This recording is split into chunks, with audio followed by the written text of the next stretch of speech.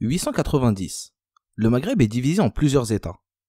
Les Banu Aghlab en Ifriqiya, avec Qayrawan comme capitale, les Idrissides au Maghreb occidental, avec la ville de Fès comme capitale, et un grand nombre d'États kharijites, Sijil Massa, Nekor et Tihert. Les Banu Aghlab sont une dynastie sunnite. À leur début, ils gouvernaient pour le compte du califat abbasside, mais depuis quelques décennies, ils ont pris leur indépendance. Depuis que les Toulounides ont pris le pouvoir en Égypte et qu'ils ont coupé le Maghreb de l'Orient. Les Idrissides sont une dynastie chiite zaïdite, et ils se sont développés contre le califat abbasside. Les États kharijites sont très nombreux, mais parmi eux, c'est l'État de Tihert qui est le plus grand. Il est dirigé par la dynastie Rostémide, et ça fait plus d'un siècle qu'il existe. Lorsqu'il a vu le jour, en 761, il fédérait tous les kharijites du Maghreb. Mais un siècle plus tard, beaucoup de kharijites ont pris leur distance avec l'imam de Tihert. Et parmi les communautés qui ont pris leur distance se trouve une certaine tribu du nord-est algérien. Une tribu qui va bientôt changer le cours de l'histoire. La tribu des Kutama. Les Kutama sont une grande communauté berbère qui habite les montagnes du nord-est algérien. Ils sont officiellement sous l'autorité de l'émirat des Banu Aghlab, mais dans les faits, ils sont quasi autonomes. Les Banu Aghlab avaient du mal à leur faire payer l'impôt. À cette époque, comme on l'a dit plus tôt, l'émirat des Banu Aghlab était coupé de l'Orient, depuis que les Toulounides ont pris le pouvoir en Égypte. Les Banu Aghlab ont dû donc se replier sur le Maghreb et avaient besoin, plus que jamais, de contrôler les territoires de l'Ouest. Et là, ils vont se heurter aux Kutama, qui, en cette fin de siècle, devenaient de plus en plus nombreux, et donc de plus en plus puissants. Les Kutama se sont donc retrouvés en conflit avec les deux grands États environnants, avec celui de Qayrawan et avec celui de Tihert. Et ils vont devenir hostiles aux deux. Et l'hostilité des Kutama va se matérialiser très vite. Ils vont bientôt accueillir un homme qui va apporter une autre vision de l'islam, un dogme différent du sunnisme de Qayrawan et du kharijisme de Tihert. Les Kutama vont adhérer à ce dogme et développer un mouvement qui va déferler sur le Maghreb. Ce dogme, c'est un courant assez radical du chiisme. C'est le chiisme ismaélien. Qu'est-ce que le chiisme ismaélien? Pour répondre, il faut remonter quelques siècles plus tôt et revoir en détail les différentes branches du chiisme. On sait que les chiites sont des gens qui se sont opposés au califat de Muawiyya, l'Omeyyade, et qui ont dit que le leader de l'islam devait être le fils de Ali ibn Abi Talib. Pour les chiites, le chef de tous les musulmans s'appelle l'imam. Les imams sont les successeurs du prophète sur terre. Le premier d'entre eux est l'imam Ali ibn Abi Talib, le second est son fils Hassan, le troisième est Hussein, le frère de Hassan, et pour la suite, c'est compliqué. Il y a de très nombreuses branches du chiisme qui s'opposent justement sur l'identité des imams. Il y a une branche qui s'appelle les Kaysani, pour qui le quatrième imam est l'autre frère de Hassan et Hussein, Muhammad ibn al-Hanafiya. Les autres considèrent que le quatrième imam est le fils de Hussein, Ali Zin al-Abidin. Et ça, c'est la première scission du chiisme. Il y aurait une seconde scission pour le cinquième imam. Certains chiites considèrent que le cinquième imam est Zaïd, le fils cadet de Zin al-Abidin. Ces gens-là seront les chiites zaïdis. C'est la branche à laquelle appartient la dynastie des Idrissides, du Maroc et de l'Ouest algérien. La branche zaïdite est une branche assez proche du sunnisme. Mais la majorité des chiites a reconnu l'autre fils de Zin al-Abidin comme cinquième imam, Muhammad al-Baqir.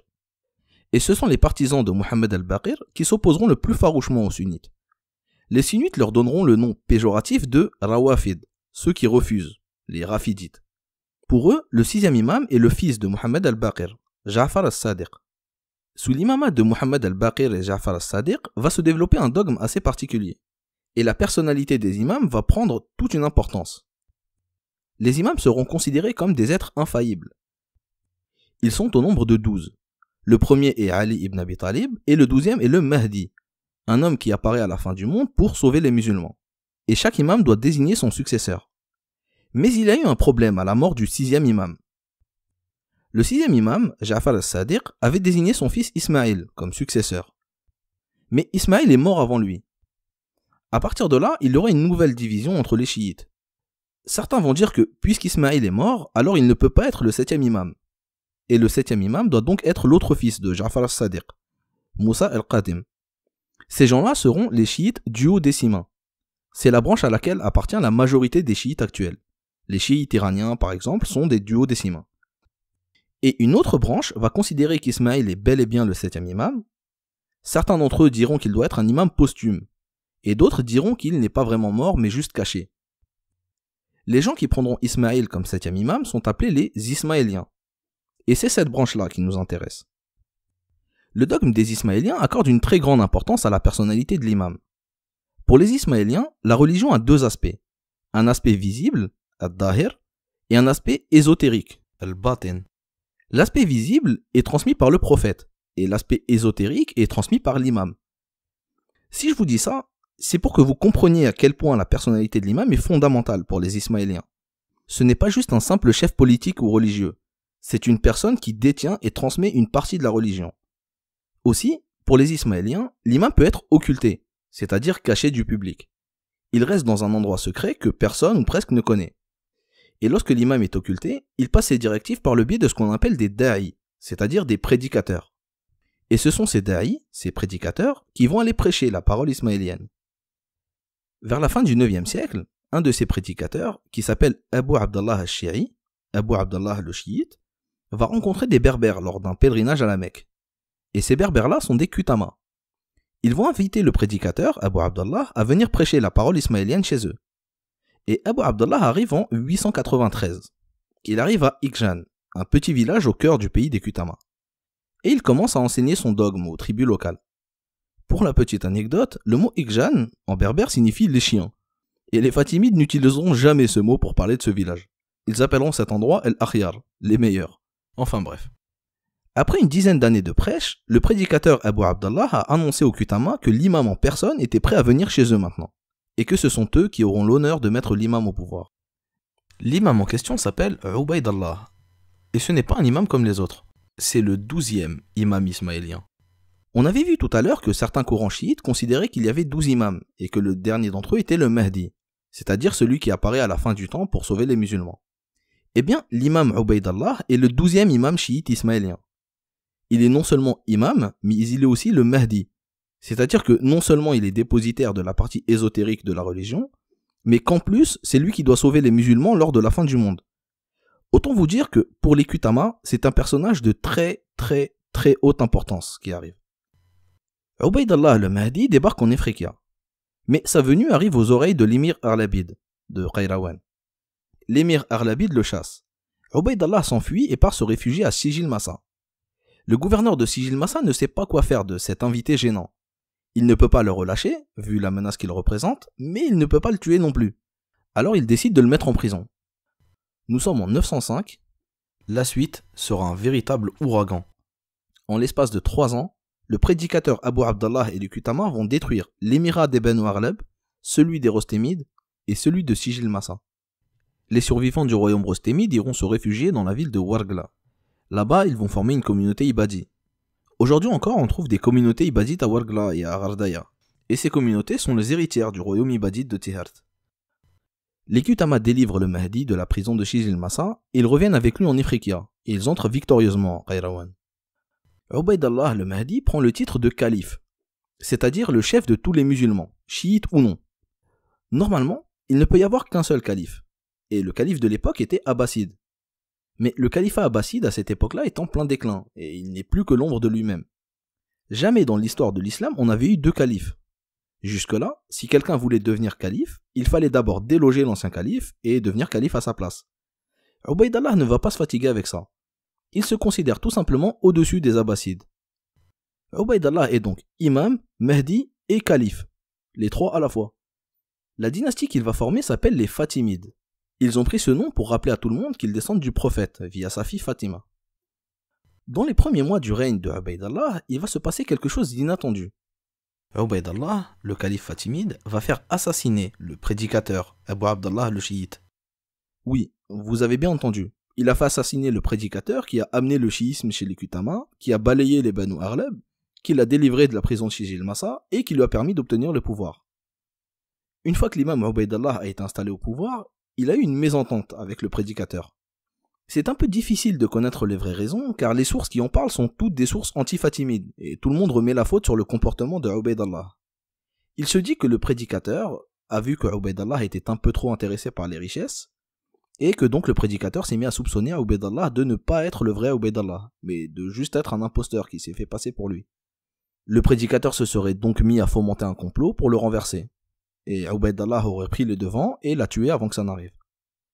Ces théories, comme quoi Ubaydallah ne serait pas le vrai imam mais un imposteur, ça ressemble un peu à de la théorie du complot, mais c'était vraiment pris au sérieux par certains. Il faut savoir qu'à la même époque, il y avait en Orient un groupe de chiites ismaéliens qui s'appelait les Karmates, et qui ne reconnaissaient pas l'autorité de Ubaydallah. Les Karmates avaient même fondé un État, mais ils refusaient de s'associer à Ubaydallah. Quoi qu'il en soit, le Mahdi Ubaydallah a tué le prédicateur, et ça a causé une période de trouble chez les Kutama. Les Kutama se sont divisés entre ceux fidèles au Mahdi et ceux fidèles au prédicateur. Le Mahdi a maté la révolte et tout est rentré dans l'ordre au bout de 2 ans. Après la révolte, le Mahdi Ubaydallah comprend qu'il faut se prémunir contre les révoltes internes.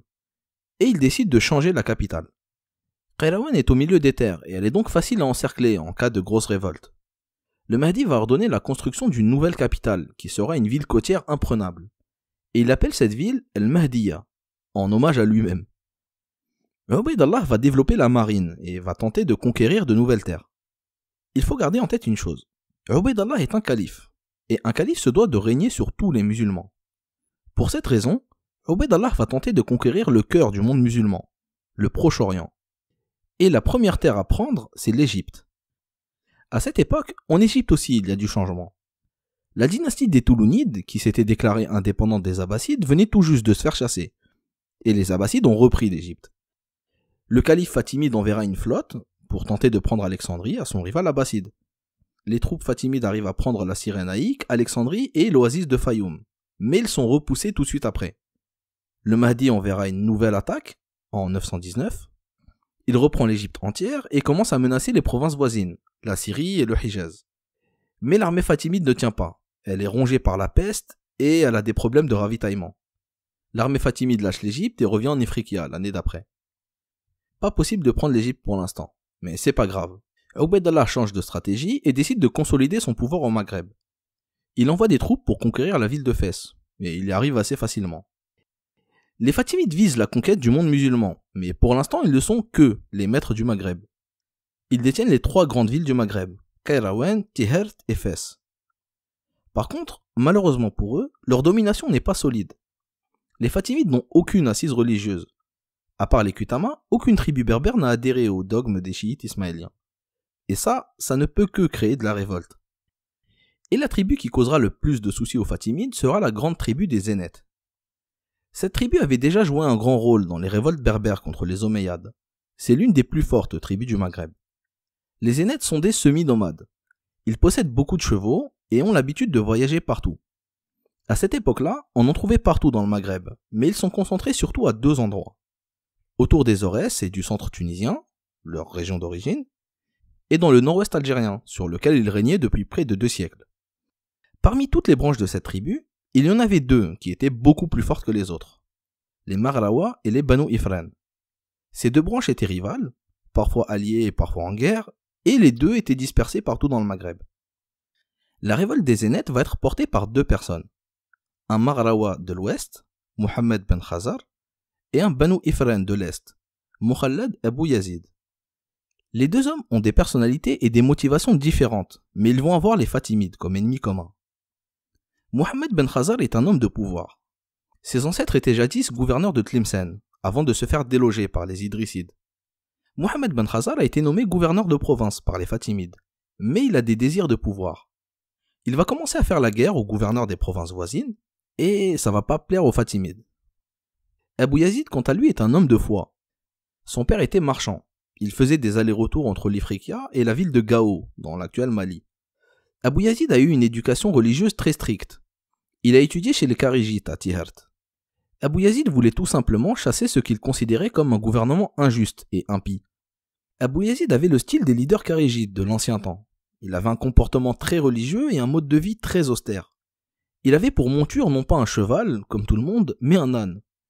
Et c'est ce qui lui a valu son surnom de Sahib al-Himar, l'homme à l'âne. Ce comportement va lui attirer la confiance de nombreux kharijites. Abu Yazid aura le soutien des tribus kharijites, mais aussi des sunnites et des anciens partisans des Banu Aghlab. Il part s'installer dans les Aurès et organise la révolte depuis là-bas. Pendant ce temps, un nouveau personnage va entrer en jeu. Abd al-Rahman al-Nasser, l'émir de Cordoue. Ou plutôt devrais-je dire, le calife de Cordoue. Lorsque Ubaydallah le Fatimide s'était déclaré calife, c'est-à-dire le chef de tous les musulmans, l'émir omeyyade de Cordoue s'est dit que lui aussi pourrait se faire nommer calife. Et on a donc eu 3 califes. Un calife abbasside à Bagdad, un calife fatimide à Mahdiya et un calife omeyyade à Cordoue. Abd al-Rahman al-Nasir va tenter de recruter tous les gouverneurs de province pour récupérer les territoires. Et le premier qu'il recrute, c'est Mohammed ben Khazar, le zénith Marlawa de l'ouest algérien. Mohammed ben Khazar se déclare indépendant des Fatimides et il fait allégeance au calife omeyyade de Cordoue. Il sera suivi par les souverains du Maghreb occidental qui feront exactement la même chose. Les Fatimides envoient des troupes pour récupérer leur territoire. Ils arrivent à gagner des batailles et soumettre les rebelles, mais ils n'arrivent pas à conserver les territoires. À chaque fois qu'ils prennent un territoire, ils soumettent les gouverneurs locaux, mais dès qu'ils s'en vont, les gouverneurs locaux refont allégeance aux Omeyyades. Et donc c'est presque impossible de conserver les territoires. À cette époque-là, le califat abbasside était en train de s'effondrer. Les Fatimides auraient pu profiter de l'occasion pour récupérer l'Égypte, mais ils étaient trop occupés avec leurs problèmes au Maghreb. Une dynastie qui s'appelle les Bouyides a pris le pouvoir en Perse et allait prendre petit à petit le territoire des Abbassides. Les Bouyides étaient chiites, mais pas de la même branche que les Fatimides. Il ne pouvait donc pas y avoir d'alliance entre les Bouyides et les Fatimides.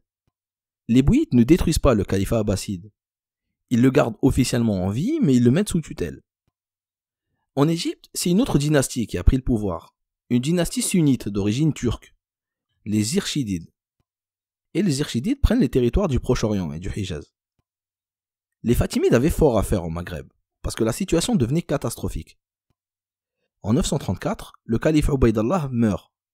À sa mort, son fils Al-Qa'im va prendre sa succession comme imam ismaélien et comme calife fatimide.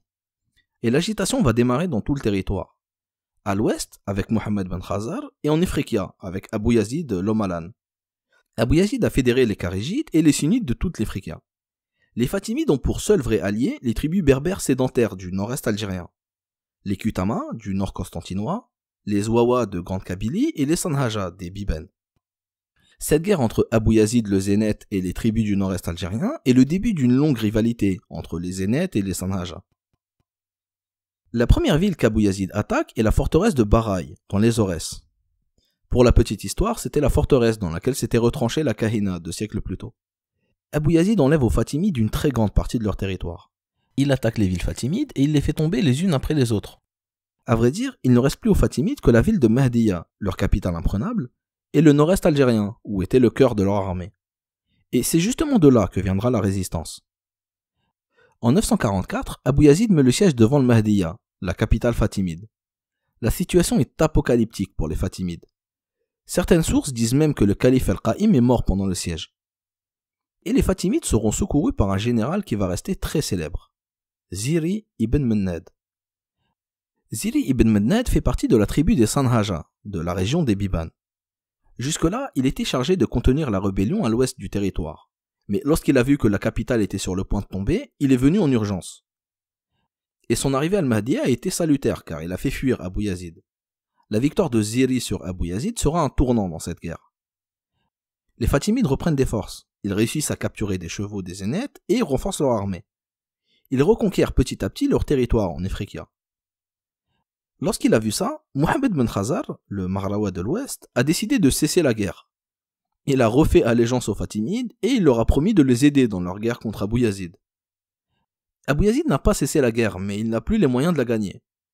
Il fuit et part se réfugier chez les Zéniths des Aurès. Mais il est traqué par le calife fatimide et il finit par être capturé en 947. D'habitude, quand un rebelle comme ça est arrêté, on ramène sa tête comme un trophée. Là, ça va être encore plus gore. Abu Yazid s'est fait empailler. Son corps est ramené à Al-Mahdiya puis jeté dans la foule pour que tout le monde le frappe et se défoule dessus. D'autres tribus zénètes vont tenter de continuer la rébellion, mais elles seront vite calmées par Ziri ibn Mennad. La fin de la guerre est marquée par l'arrivée officielle au pouvoir du nouveau calife fatimide, Ismaïl al-Mansour. Ismaïl al-Mansour va installer un de ses proches en Sicile et à Malte, et il va en faire un émirat indépendant. Ça sera le début de l'émirat des Banu Kileb, les Kalbides en français. Mais Ismaïl al-Mansour va surtout remercier Ziri ibn Mennad pour son rôle dans la guerre. Ziri reçoit en récompense un poste de gouverneur de tout le Maghreb central. Ziri fortifie sa capitale, Achir, et va reconstruire un grand nombre de villages détruits par les différentes révoltes. Pendant son règne, 3 villes vont être fondées, Milyana, Mdiya et une petite ville côtière qui s'appelle El Jazair Banu Mazranna, les îles de la tribu des Banu Mazranna. Une petite ville que vous connaîtrez plus tard sous le nom de Alger. La ville de Jazair Banu Mazranna était en réalité une ville très ancienne. Elle a été un port phénicien, puis une ville romaine, avant de sombrer dans l'oubli avec la chute de Rome. Et c'est le fils de Ziri, Bolorin, qui lui a redonné naissance en 960. Retenez bien ce nom, Bolorin ben Ziri, car il jouera un grand rôle dans l'histoire de la région, et pas seulement parce qu'il a fondé la plus grande ville du Maghreb. L'organisation administrative des Fatimides était un peu particulière. Ziri ibn Mennad le Sanhaji était l'émir de tout le Maghreb central, mais les provinces étaient chacune gérées par un homme d'une tribu locale. Une telle politique, c'est un pari risqué. Ça peut apaiser les tensions, en donnant à chaque grande tribu une part du pouvoir, mais ça peut laisser au contraire du pouvoir aux gouverneurs locaux s'ils veulent se révolter. Et c'est justement ce qui va arriver à l'ouest du territoire. L'homme qui gouvernait Tihert pour le compte des Fatimides s'appelait Yala ben Muhammad. C'était d'un berbère zénète de la branche des Banu Ifren, la même branche que celle de Abu Yazid l'Omalan. Les Fatimides avaient tenté d'apaiser les relations avec les zénètes après la guerre, et donc ont donné à Yala ben Muhammad le gouvernorat de Tihert. Mais Yala a réussi à consolider son pouvoir. Il a pris des villes de l'ouest qui étaient restées indépendantes après la guerre. Il a pris Oran, Tlemcen, Tanger et Fès. Et il s'est rapproché du califat omeyyade de Cordoue, jusqu'à se déclarer indépendant des Fatimides. De manière générale, toutes les tribus de l'ouest algérien et du Maroc se pliaient aux Fatimides par la force, mais changeaient de camp et se rapprochaient du calife omeyyade de Cordoue dès qu'elles le pouvaient. L'année 953 est celle de l'arrivée au pouvoir d'un nouveau calife fatimide, Al-Mu'az Billah. Al-Mu'az va se donner pour mission de reconquérir les territoires du Maghreb. Il envoie à Tihert une armée de Kutama, commandée par un général qui s'appelle Jawhar le Sicilien. Jawhar le Sicilien jouera un grand rôle pour les Fatimides. Cette opération à Tihert était sa première mission en tant que général. Jawhar et les Kutama vont battre le zénète Yala ben Muhammad. La ville de Ifgan, qui était le siège des Banu Ifren, va être détruite et Yala meurt au combat. Les Banu Ifren fuient. Certains fuient dans le désert, d'autres fuient en Espagne et d'autres fuient dans l'ouest marocain, vers la région de Salé. Et ça va entraîner un long conflit entre les Banu Ifren et les Berwata, qui habitaient l'ouest marocain. En 958, le calife Al-Mu'az envoie ses deux meilleurs généraux, Ziri ibn Mennad et Jawhar le Sicilien, à la conquête du Maghreb occidental. Ziri et Jawhar vont aller reprendre Fès, Chijil Massa et tout le territoire jusqu'à l'Atlantique. Les Fatimides dominent maintenant un territoire qui va de l'Atlantique jusqu'à la Libye. Mais le Maghreb ne leur suffit pas. Comme on l'a dit tout à l'heure, les Fatimides ne sont pas des rois ni même des empereurs, ce sont des califes. Et la vocation d'un calife, c'est d'être le chef de tous les musulmans. En 969, le calife fatimide décide qu'il est temps de conquérir l'Égypte une bonne fois pour toutes. Et il envoie pour cela le général Jawhar le Sicilien. Jawhar le Sicilien y va avec une armée de 100 000 Kutama. Mais arrivé sur place, il découvre un pays en crise économique. Ni la population, ni les gouverneurs d'Égypte ne cherchent à se défendre. Jawhar prend Alexandrie et Fostat sans la moindre bataille. Les Fatimides le nomment gouverneur d'Égypte.